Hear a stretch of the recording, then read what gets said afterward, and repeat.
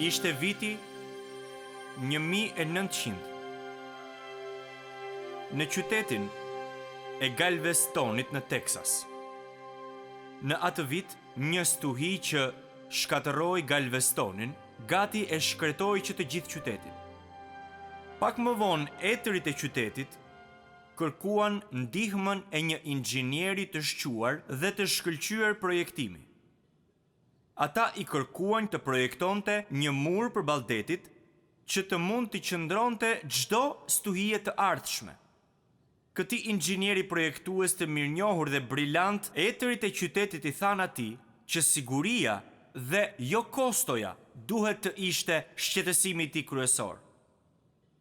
Deri në vitin 1904, muri i qytetit të Galvestonit ishte përfunduar. Ajo ishte një barikadë masive 8 kilometra e gjatë dhe 5 metra mbi baticën e detit. Kjo ishte arritja kurorzuese e këtij inxhinieri të veçantë. Ai me krenari deklaroi se as tufani dhe stuhia më e fortë nuk do të ndikonte mbi atë mur. Kaloi koha dhe disa vite më vonë, ndërkohë që ai dhe skuadra e tij ishin duke punuar me një projekt madhor dhe të rëndësishëm në Alaskë, ai mori një telegram nga Teksasi dhe telegrami thoshte: muri që ti ke ndërtuar është shkatërruar nga një erë e fuqishme, tufani dhe stuhie. Ai u kthye nga bashkëpunëtorët e tij dhe u tha atyre: kjo është e pamundur. Kjo është e pamundur. Unë e kam ndërtuar atë mur që t'i bëj ballë çdo stuhie të fuqishme të mundshme. Ky duhet të jetë një gabim. Ky patjetër duhet të jetë një gabim. Dhe kishte të drejtë. Dikush i kapur nga paniku i dërgoi atij telegramin gabimisht që muri ishte shkatërruar. Në fakt, ai mur deti qëndron ende i fortë edhe sot. Si shkëmbi i Gibraltarit.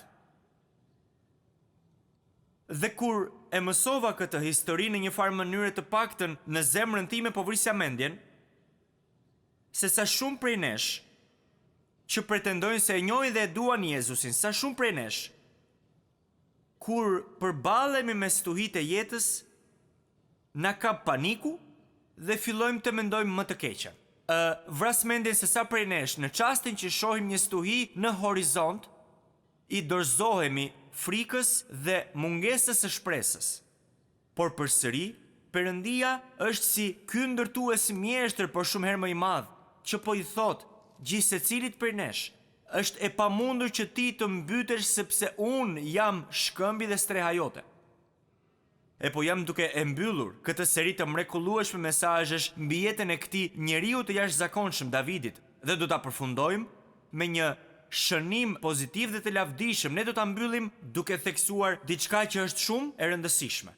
Sot do ta mbyllim me një sfidë për gjithë secilin prej jush, për ju që jeni ulur në këtë kishë dhe ju që po më ndiqni nga e mbar bota pikërisht tani. Unë do të jap një sfidë sot për të gjithë ju. Nëse nuk keni një këngë të shenjtë sot, duhet të gjeni një të tillë për jetën tuaj.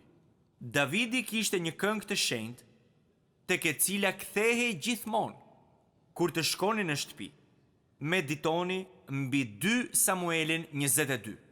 Sepse kjo është një profeci mesianike, sepse ky është një kapitull profetik në lidhje me ardhjen e birit të Davidit, Zotit Jezus Krisht. Ky është një kapitull që sheh nga e ardhmja, drejt ardhjes së Jezus Krishtit. Ky është një shikim i shpejt në jetën e Mesias së ardhshëm, sepse ky është një projektim i së ardhmes në të tashmen, 1000 vjet përpara se Jezusi të lindte. Nëse nuk keni një këngë të shenjtë, padyshim që mund ta keni një dhe mund ta përdorni këtë. Ajo ka për t'ju mbushur me tinguj për lëvdimi kur të jeni të rrëzuar. Ajo ka për t'ju mbushur me tinguj falenderimi kur gjërat duken të zymta në jetë. Ka për t'ju mbushur me pranin e Perëndis në kohë të vështira. Ka për t'ju mbushur me muzikë që do t'ju gëzoj kur të jeni të trishtuar. Ka për t'ju mbushur me ngazëllimin e besimit kur të ndiheni të dobët. Sa herë që mendoj për një stuhi më shkon mendja te një studim që kam lexuar para shumë vitesh. Një studim që ishte bërë për mënyrën si reagojnë zogjt gjatë stuhive. Ata zbuluan se rosa është gjithmonë indiferente ndaj shiut, është e pandikuar nga efektet e tij. Kurse pula nga ana tjetër është krijesa më e mjerueshme kur bie shi. Është vërtet e mjeruar, krijesa më e mjeruar. Por gushkuqi, gushkuqi nga ana tjetër këndon kur bie shi. Në fakt, gushkuqi i ruan tingujt më të ëmbël për pjesën më të egër të stuhisë. Dhe prandaj duhet i bëjmë pyetjen vetes, a jam një ros, një pul apo një gushkuq? Davidi u përball me disa stuhi vërtet të dhunshme në jetë. Disa prej tyre i shkaktoi vet, por shumë të tjera jo. Që nga mbreti Saul që i ishte vënë pasi të ishte kafshë egër, deri te përzënja nga pallati nga djali i tij rebel Absalomi. Nga të fshehurit i friksuar dhe në panik në tokën e armiqve filistejnve, te nënvlerësimi dhe poshtërimi që i bëri bashkëshortja Mikali. Por, e vetmja gjë që do të bini dakord me mua për Davidin, e vetmja gjë që nuk mund ta mohojmë për Davidin, është se ai kurrë nuk e humbi këngën e tij të shenjtë. Ne mund të ndihemi të shtypur nga çdo anë, ne mund të ndihemi sikur bota po na mbyllet, ne mund të ndihemi sikur jemi në një tunel të gjatë dhe të errët tani, ne mund të ndihemi sikur jemi në një thatësirë të sërgjatur shpirtërore, ne mund të ndihemi sikur po përjetojmë një ndjesi dëshpërimi. Unë dua që t'ju kujtoj se Davidi i bëri këto dhe u ndje në këtë mënyrë që kur ishte në të 20-tat e tij. Thjesht dua t'ju au kujtoj në rast se e keni harruar. Prandaj nuk jeni vetëm kur ndiheni kështu. Dëgjoni se çfarë tha ai që në fillim të këtij rrugtimi. Ai tha: është e pashmangshme që unë. Është e pashmangshme që të vdes nga dora e Saulit. Ju kujtohet kjo? Është e pashmangshme. Unë do të vdes dhe do të vdes nga dora e Saulit. Ai ishte në të 20-tat në atë kohë. Ai nuk vdiq. Perëndia vazhdoi që ta mbronte derisa ai u bë mbret dhe u bë mbreti më i suksesshëm që ka pasur ndonjëherë Izraeli. Realiteti është që shkëmbi dhe streha po e mbante Davidin në pëllëmb të dorës së tij. Realiteti është se mburoja dhe mbrojtja ishin përreth tij dhe asgjë nuk mund ta prekte atë. Ne e pam se si në kohë kur Davidi nuk e pyeste Zotin, ai i bënte gjërat katrahur. Kur ai nuk e pyeste Zotin, kur ai nuk shkonte te Zoti për të marrë përgjigje, ai i bënte gjërat vërtet katrahur. Por në mes të gjithë këtyre, vetmja gjë për këtë burr Davidin, vetmja gjë e këtij njeriu për të cilin Perëndia tha, ky është njeri sipas zemrës sime, e vetmja gjë të cilin ai thellë në zemër e dëshiroi gjatë gjithë jetës ishte që të kënaqte Zotin. Dhe Perëndia që sheh në thellësitë e zemrës son, që sheh në thellësitë të mendjes son, që sheh sekretet e jetës son, është ai i cili do t'ju shpërblej për këtë dëshirë. Dhe për shkak të kësaj dëshire në jetën e Davidit, dora e Perëndisë e ruajti atë herë pas here, herë pas here e herë pas here. Këtë e shohim qartë këtu, në këtë këngë të shenjtë. 2 Samueli 22. Ajo që vëm re te kjo këngë e shenjtë dhe në këtë këngë të shenjtë është se Davidi kur gjatë gjithë jetës së tij nuk u përpoq të jepte merita vetes së tij. As edhe një herë. për asgjë që ishte përmbushur, kur nuk i mori meritat për veten. Ne gjithmonë na pëlqen të marrim meritat vet, por ai nuk e bëri. Nuk e dëgjojmë kur atë të thotë, e po Perëndia i ndihmon ata që ndihmojnë veten. Ai nuk i mori meritat për strategjitë që ai përdori. Ai nuk i mori meritat për mendjen e tij geniale. Ai nuk i mori meritat për këmbguljen e tij. Ai nuk i mori meritat për forcën e tij. Jo. Ai ja dha të gjitha meritat kujt? Vargu 2. Zoti është fortesa ime, kalaja ime dhe çlirimtari im. Nuk duhet t'ju shpëtoj kjo që do t'ju them. Në vargjet 2 dhe 3, për emri pronor përsëritet 9 herë. Ai përsëritet 9 herë. Imi. Ata prej jush që e njohin Jezusin si shpëtimtar personal, do të dëshmojnë për faktin se Perëndia është një Perëndi personal dhe që ai kur na sheh nuk na sheh si një mas të madhe njerëzish. Ai na sheh individualisht, ai na njeh individualisht, ai na njeh me emër, ai na njeh personalisht, ai e njeh temperamentin ton, ai e njeh personalitetin ton, ai na trajton të gjithëve në mënyrë të ndryshme. Ne të gjithë duhet të kuptojmë, e dim apo nuk e dim, këtë nuk ka rëndësi, por duhet të kuptojmë se vetëm Perëndia është një streh kundër gjuhëve shpifëse të njerëzve të tjerë.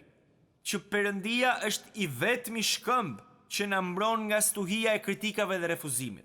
Që vetëm Perëndia është vendi i sigurisë ndaj sulmeve të ndryshme të atyre që na urrejnë. Vetëm Perëndia është streha nga zjarri i së keqes.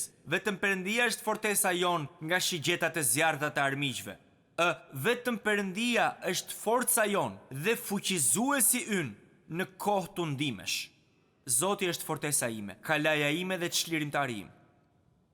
Davidi me gjithë dështimet e tij, Davidi me gjithë gabimet e tij, Davidi me gjithë tëmetet e tij, Davidi me gjithë dobësitë e tij, Davidi me gjithë impulsivitetet e tij, është i njëjti David që e çliroi popullin e tij, popullin e Perëndisë përmes dorës së fuqishme të Perëndisë.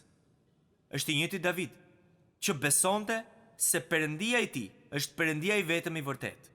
Është i njëjti David që besoi dhe veproi mbi këtë besim se Perëndia i tij është në kontroll të gjitha rrethanave. Ky është i njëjti David që besoi dhe veproi mbi këtë besim se Perëndia i tij mund të hapë një rrugë të re në mes të detit të kuq.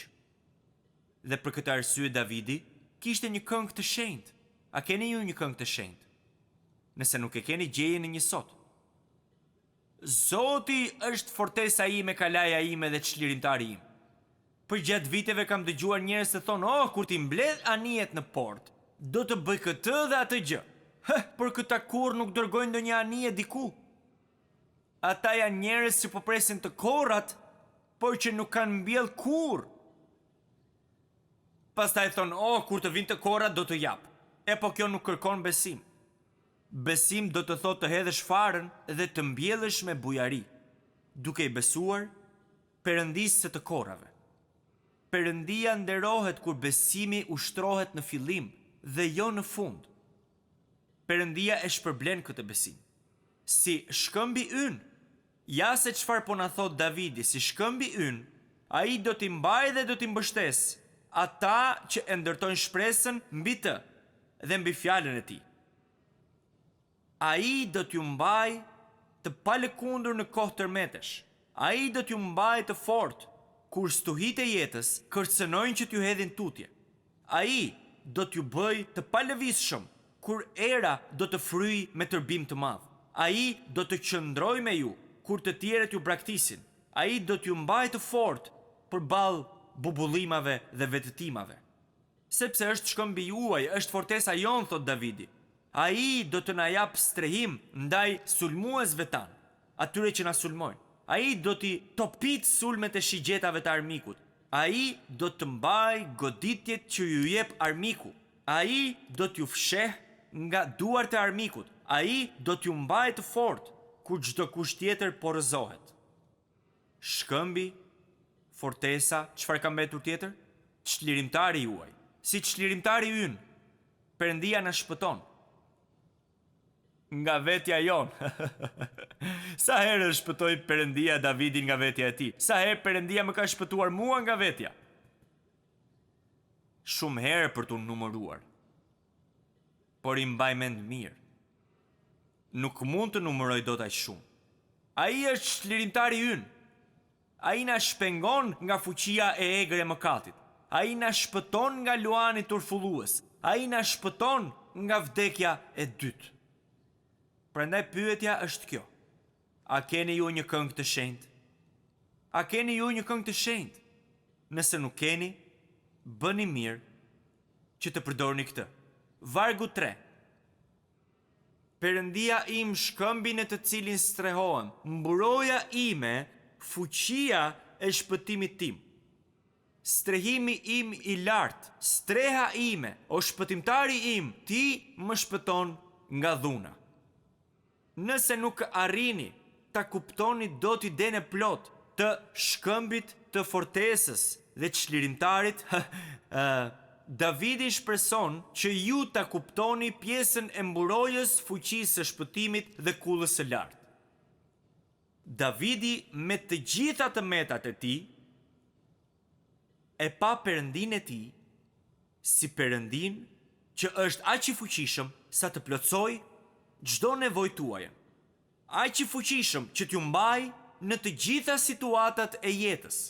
I fuqishëm t'ju mbaj në çdo urgjencë që ju mund të keni. Ai është aq i fuqishëm sa t'ju mbaj në të gjitha të papriturat e jetës. Ai është aq i fuqishëm sa t'ju mbaj në të gjitha situatat e dëshpëruara të jetës. Ai është i fuqishëm, nuk ka rëndësi sa e zymt mund të jetë pamja. Nuk ka rëndësi sa të shumt dhe të fuqishëm mund të jenë armiqt. Tani po bëhem gati të bërtas. Sepse ne kemi në Dhjatën e Re atë që Davidi nuk e kishte. Ai e dëshironte shumë, ai profetizoi për të, ai tha se do të vinte, por ai kurrë nuk e pa me sytë e tij këtë. Ai e pa siç e pa Abrahami me sytë e besimit. E dini që Jezusi tha Abrahami dëshironte ta shite ditën time?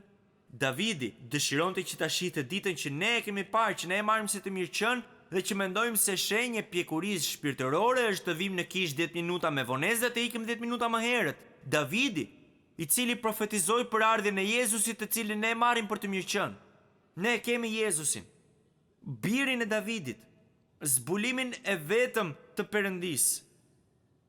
Jezusi im është mbrojtuesi i të dobtit. Jezusi im është fuqia mbi frikën. Jezusi im është Zoti i stuhive. Jezusi im është siguruesi i çdo nevoje që kemi.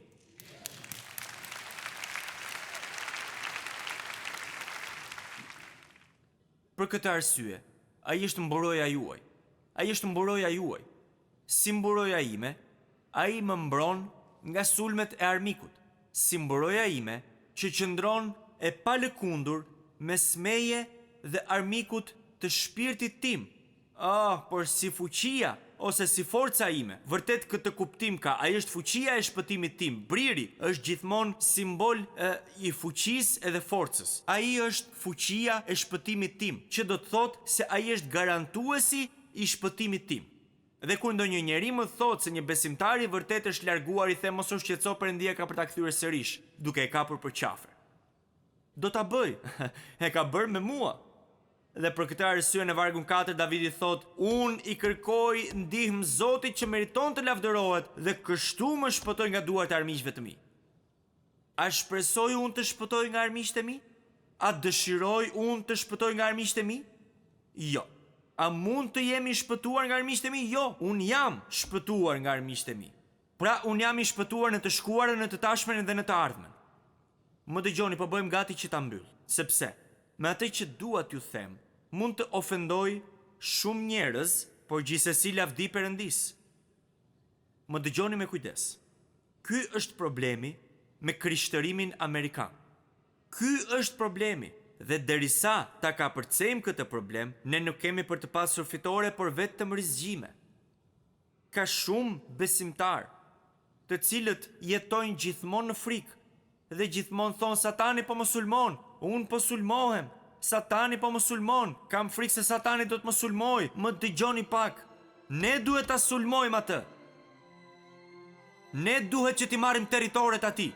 Ne duhet t'i marrim ata që janë sklavëruar prej tij dhe të çlirohen që të vijë dhe të njohin shpëtimtarin, të vetmin shpëtimtar.